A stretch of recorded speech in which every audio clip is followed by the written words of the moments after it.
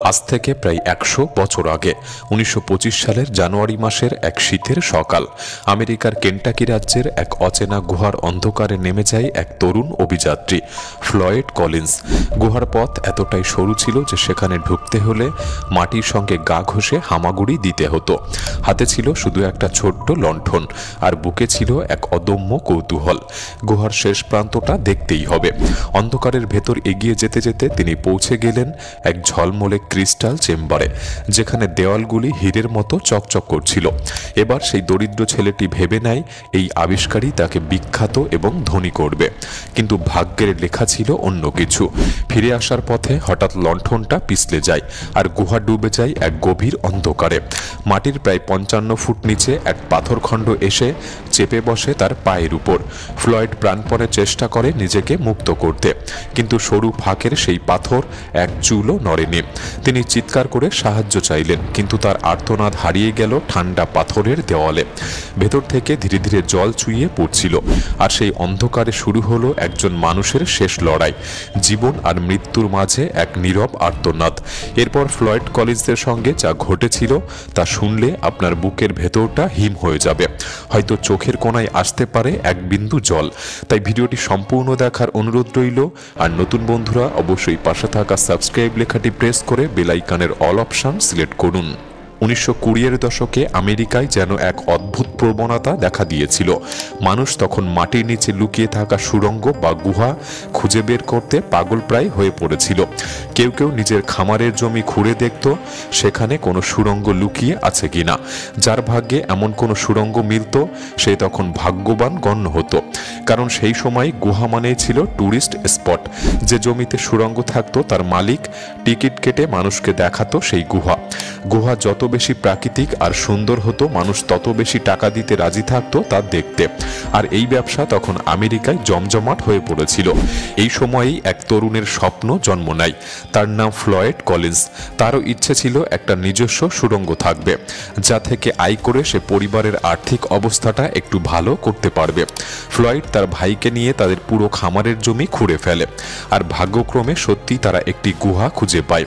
উত্তেজিত ফ্লয়েড তখন লোকজনকে আমন্ত্রণ জানায় তার সেই গুহা দেখতে আসতে, কিন্তু সমস্যা হলো তার গুহাটা মূল সড়ক থেকে অনেক দূরে ছিল, আর রাস্তার ধারে আগে থেকেই অনেক গুহা ছিল যেখানে সহজেই মানুষ যেতে পারত।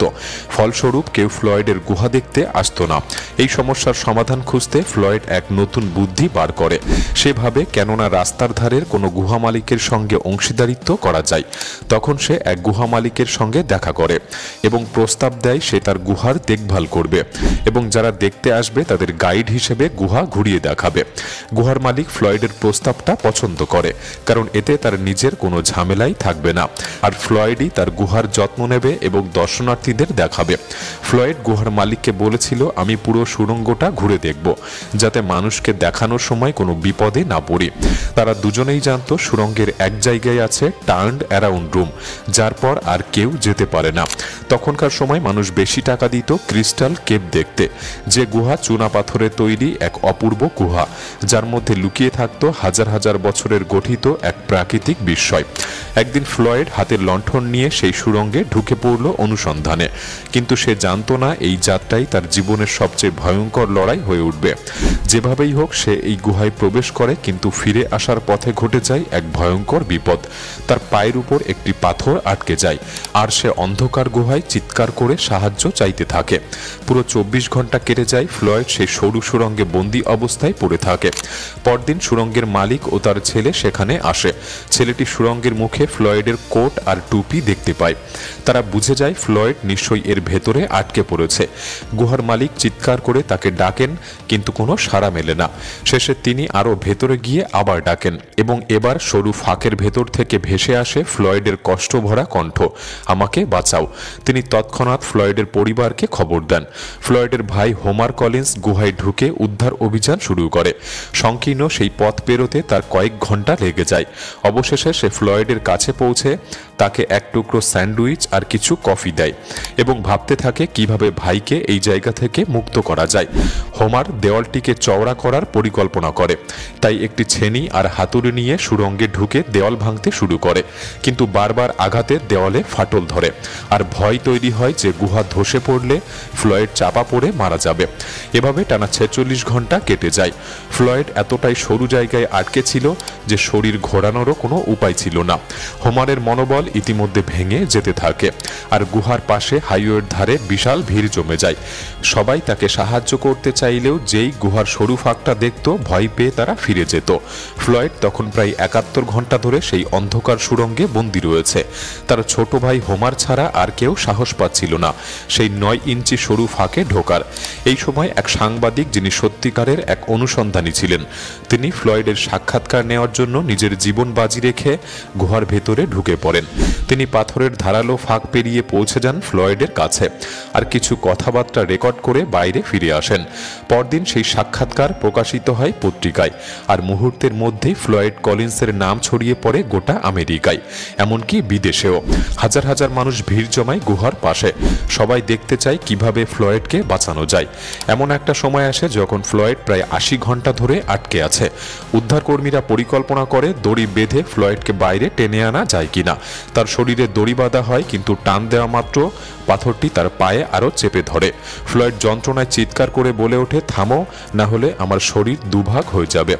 এবং এই পরিকল্পনাটিও ব্যর্থ হয়। এরপর তার বন্দি অবস্থা পেরিয়ে প্রায় 100 ঘন্টা পার হয়ে যায় এবং গুহার উপরে প্রায় 10,000 মানুষের ভিড় জমে। দৃশ্যটা যেন এক মেলায় পরিণত হয়েছিল। গুহার ভেতর প্রচন্ড ঠান্ডা, তাই তাকে উষ্ণ রাখতে একটি ছোট্ট বাল্ব জ্বালানো হয়। সময় পেরোতে থাকে কিন্তু মুক্তির কোনো পথ মেলে না। 115 ঘন্টা পর তার অবস্থা আরো খারাপ হয়ে পড়ে। এবার একটি পেশাদার উদ্ধার দল আসে। তারা দেখে গুহার আশেপাশে জমে থাকা মানুষের ওজনেই মাটি বসে গেছে এবং গুহার অংশ ধসে পড়ছে। দলের এক সদস্য ভেতরে গিয়ে ফ্লয়েডের কাছে পৌঁছাতে গেলে পাথরের টুকরো ধসে পড়তে শুরু করে। তখন সে আতঙ্কে ফিরে আসে। ফ্লয়েড তখন বুঝে গেছে তার পক্ষে আর বেঁচে ফেরা সম্ভব হবে না। সে চায়নি গুহায় এইভাবে মরতে, কিন্তু শেষবার উদ্ধার দলের এক সদস্যকে বলে একটু জল দিতে, কিন্তু এর আগে সে তার নিচ দিয়ে বয়ে চলা জল খেয়েই যাচ্ছিল বাঁচার আশায়। এক পর্যায়ে দলটি বাইরে ফিরে আসে আর তার কিছুক্ষণের মধ্যেই গুহার মুখটি পুরোপুরি ধসে পড়ে। বাইরের সঙ্গে ফ্লয়েডের যোগাযোগ পুরোপুরি বন্ধ হয়ে যায়। এরপর একটি নতুন পরিকল্পনা নেওয়া হয়। উপর থেকে একটি নতুন সুড়ঙ্গ খোঁড়া হবে এবং ফ্লয়েডের কাছে পৌঁছানো হবে, কিন্তু বড় মেশিন ব্যবহার করলে পুরো গুহায় ধসে পড়তে পারত।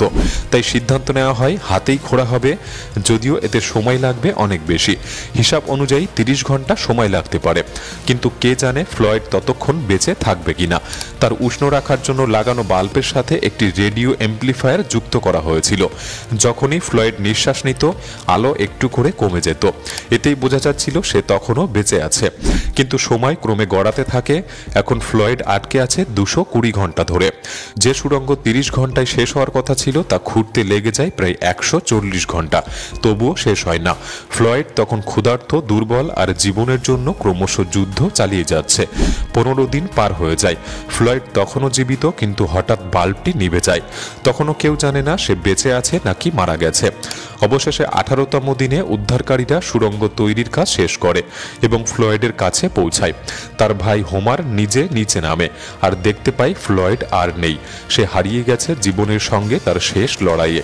সবচেয়ে মর্মান্তিক বিষয় হলো যে পাথরটা ফ্লয়েডের পায়ের উপর চেপেছিল তার ওজন ছিল মাত্র 27 কেজি, আর সেটা আসলে পাথর নয়, নরম মাটির দলা।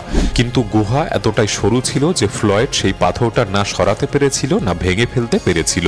মনে হয়েছিল যেন সেই পাথর শতাব্দীর পর শতাব্দী ধরে ফ্লয়েডের জন্যই অপেক্ষা করছিল সেই গুহায়।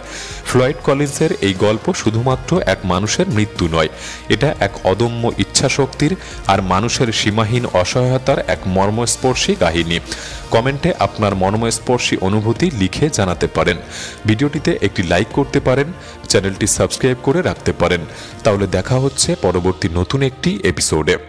ধন্যবাদ।